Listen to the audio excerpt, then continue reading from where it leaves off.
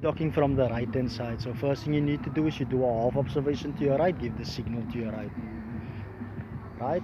Select the reverse gear with the clutch control, soft clutch control. Once you come to the back, you wait for the first one to be in the center of your first door, then you check your opposite blind spot. Once you see the second one is in line with your shoulder, you turn and lock. Right. So once you turn and lock your wheel, you're going to come all the way to the back and wait until you can see the opposite 3 poles in line. So once you see the last pole straight in line, you use actually the opposite poles as a guideline for you. So once you see all 3 poles is straight in line, you straighten your wheel from out of the lock position.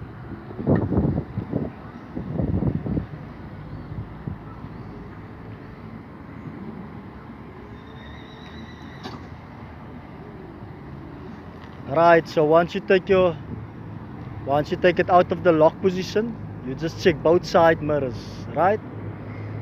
Once you're going to the back to complete your parking, just check both side mirrors, and you always stop by your second last pole. Because if you must go past your second last pole, you might knock the poles that's behind you. So always stop by your second last pole. Alright, complete stop, handbrake up, gear lever neutral.